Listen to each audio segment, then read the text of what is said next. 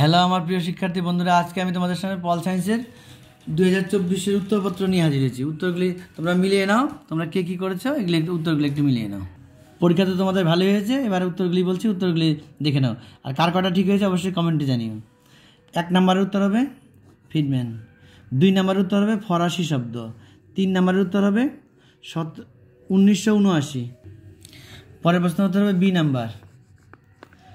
5 নম্বর প্রশ্ন উত্তর হবে সি নাম্বার কাঠমান্ডু। 6 নম্বর প্রশ্ন উত্তর হবে 1999 ডি নাম্বার।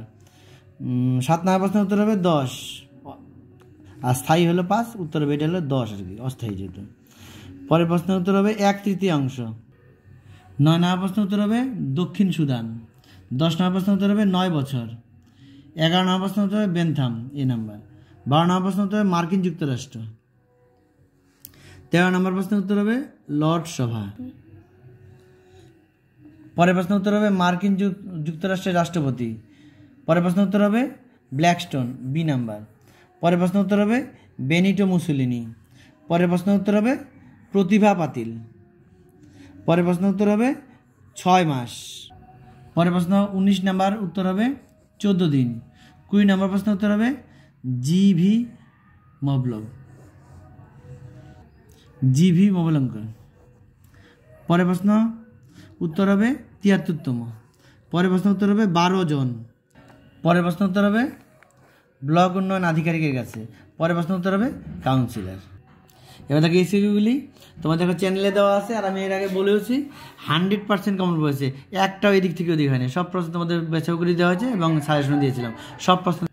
দেখো এই প্রশ্নগুলো সিমলা চুক্তি, তারপরে দেখো এই যেগুলো প্রশ্ন দেওয়া আছে এখানে, গুজরাল নীতি কারা সৃষ্টি করেন, সামনে জাতিপুঞ্জ, এগুলো প্রত্যেকটা প্রশ্ন, কাকে রাষ্ট্রসংঘের দূত বলা হয়, এগুলো প্রত্যেকটা প্রশ্ন কিন্তু তোমাদের বেসিক করে দেওয়া হয়েছে। ILOর পূর্ণরূপ কী, প্রত্যেকটা প্রশ্ন কিন্তু তোমাদেরকে বেসিক করা হয়েছে এবং চ্যানেলে আমি এর আগে MCQ SCQ উত্তরগুলি দিয়েছিলাম। সবগুলি পরীক্ষায় কমন এসেছে। এবার দেখো বড় প্রশ্ন তো আমি যেগুলি বলছি সবগুলি কেমন পড়েছে, যেমন আন্তর্জাতিক বিষয়, এটি তো মানে প্রতিটা পদে পদে আমি বলেছিলাম, সাজেশনে প্রত্যেকটা পদেই বলেছিলাম, এবং কালকে যে লাস্ট সাজেশন দিয়েছিলাম শর্ট সাজেশন, সেখানে আমার এই প্রশ্নটি বলা ছিল। মার্ক্সের ঐতিহাসিক বস্তুবাদ, গান্ধীবাদ, এগুলি বলা ছিল। ভারতের প্রধানমন্ত্রী ক্ষমতা পদমর্যাদা, এটাতে ভালো করে বলেছিলাম পড়ার জন্য। ভারতের কোনো অঙ্গরাজ্যের রাজ্যপালের ক্ষমতা, এই দুটি বলা ছিল, 2টি স্টার দেওয়া আছে, 3টি করে 2টি এসেছে। পরের প্রশ্ন ভারতের পার্লামেন্টের উভয় কক্ষের, এটিও বলা ছিল। লোকসভা অধ্যক্ষের ক্ষমতা ও কার্যাবলী, এটাও বলা ছিল। কোনো একটি অঙ্গরাজ্যে হাইকোর্টের ক্ষমতা ও কার্যাবলী।